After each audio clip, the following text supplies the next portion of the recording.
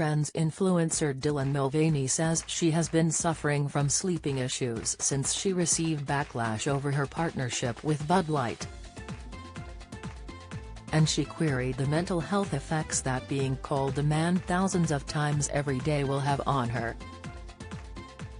She made the comments when she appeared on the Dear Skylar podcast, hosted by trans athlete Skylar Bylar, with the episode scheduled for release on Monday, May 15.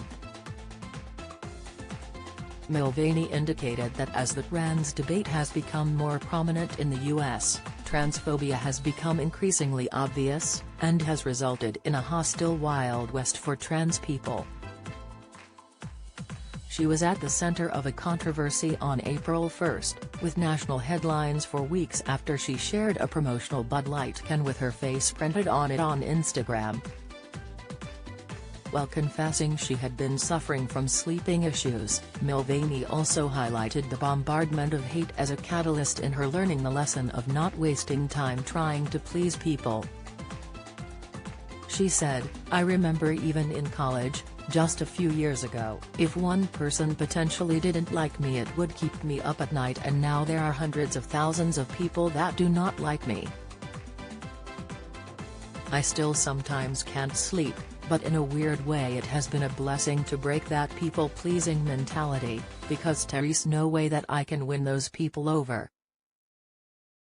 She added, "If you go back to some of my earlier videos, I was pleading with these people. I was like, what can I say to show them a different part of myself? What can I do?" Host Bylar, who was the first transgender athlete to compete on an NCAA Division I men's team, shared his own experiences of criticism, and observed how his guest had appeared in the news. "You've been on the headlines a lot recently," he said. "Sometimes it's good, but a lot of times, I'm not going to tell you the headlines, a lot of times it's not so good." "Oh, I know," Mulvaney responded, before explaining how bad coverage influenced her and her withdrawal from social media. She said, "I've been wondering a lot this past week what the psychological effects are, and will be, of being called a man thousands and thousands of times a day." Mulvaney said that not listening to the negative comments had the bad consequence of muting those that were giving her support. "I want to be accessible to the right people, but in other ways, if one person ruins it for us all I can't check the DMs, or I have to limit the comments." "Don't miss.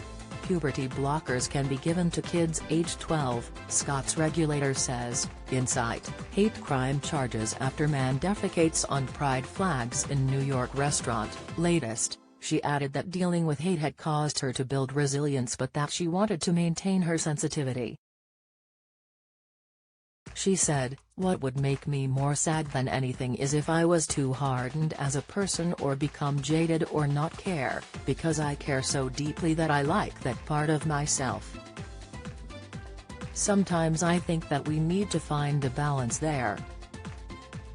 Last month Bylar had fellow trans swimmer Liam Thomas on his podcast, in which they discussed the storm surrounding trans female athletes competing on women's sports teams.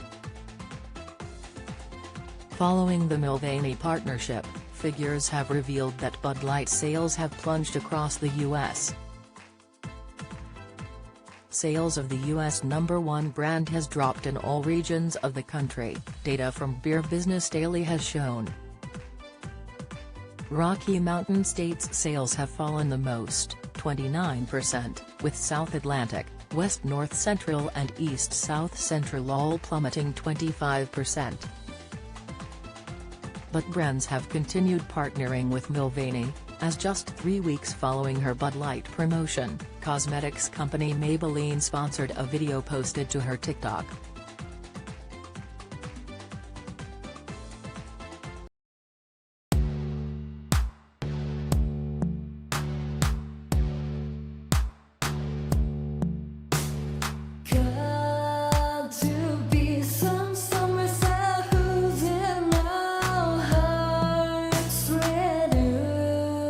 Come home.